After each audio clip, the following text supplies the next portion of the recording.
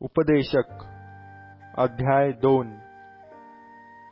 मग मी आपल्या मनात म्हटले, चल, हास्य विनोदाने मी तुला आजमावून पाहतो, तर आता तू सुख भोगून घे, पण हेही व्यर्थ।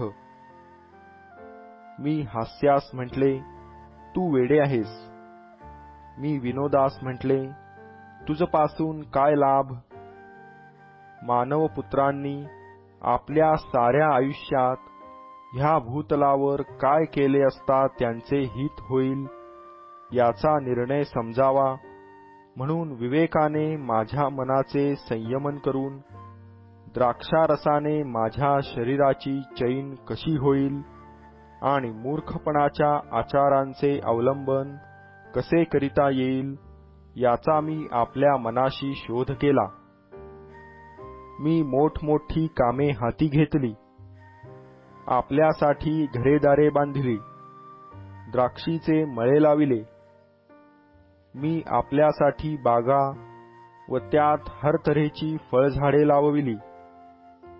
वृक्षांची लागवड केलेल्या वनास पाण्याचा पुरवठा करावा म्हणून मी तलाव करविले। मी दासदासी खरेदी केल्या। माझ्या घरात जन्मलेले दास माझे झाले होते। खिल्लारे व कळप यांचे मोठे धन मजजवळ होते, तेवढे माझ्यापूर्वी यरुशलेमेत कोणाजवळ नव्हते। मी सोन्या रुपयाचा आणि राजाजवळ असणाऱ्या देशोदेशींच्या बहुमूल्य पदार्थांचा संचय केला। स्वतःसाठी गाणारे व गाणारणी मिळविल्या आणि मानवपुत्रास रंजविणाऱ्या अशा बहुत उपस्त्रिया मी ठेविल्या। असा मी थोर झालो। माझ्यापूर्वी यरुशलेमेत जे होऊन गेले त्यांच्यापेक्षा मी थोर झालो, तरी माझा विवेक कायम होता। माझे नेत्र ज्याची म्हणून वांछा करीत ते मी त्यांच्यापासून वेगळे केले नाही।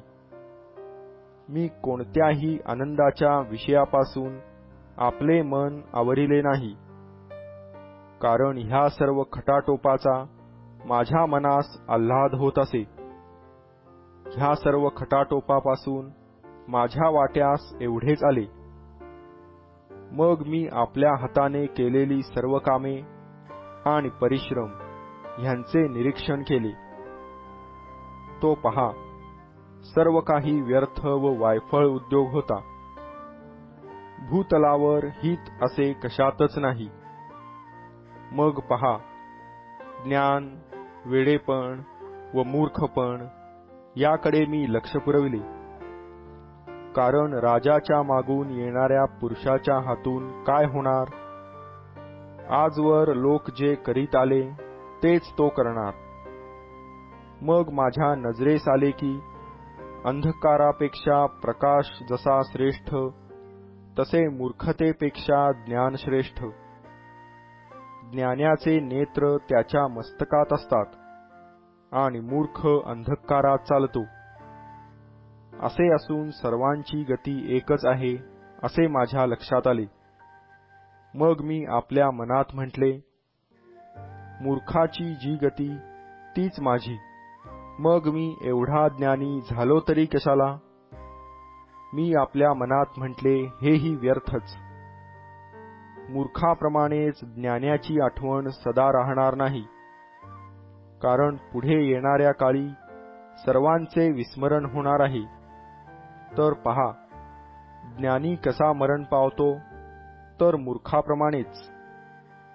यावरून जीविताचा मला वीट आला, कारण ह्या भूतलावर जे काही मानवी व्यवहार होतात ते मला अनुचित वाटले।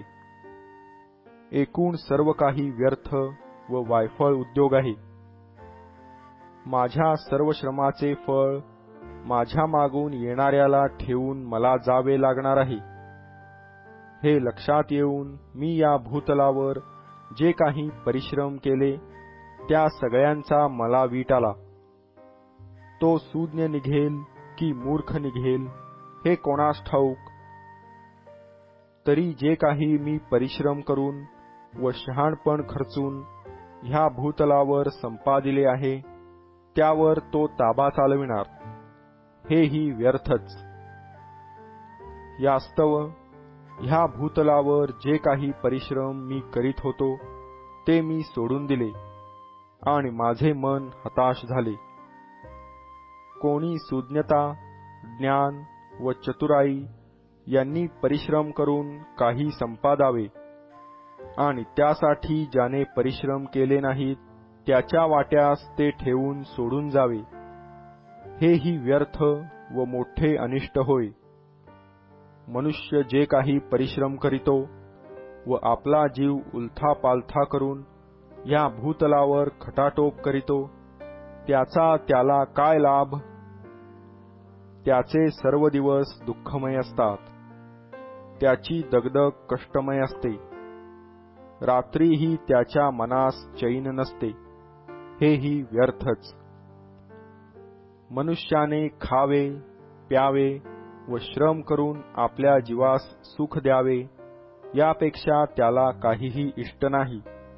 हेही देवाच्या हातून मिळते असे माझ्या ध्यानात आले, कारण त्याच्या प्रसादावाचून खाणे-पिणे व सुख भोगणे ही कोणास प्राप्त होणार?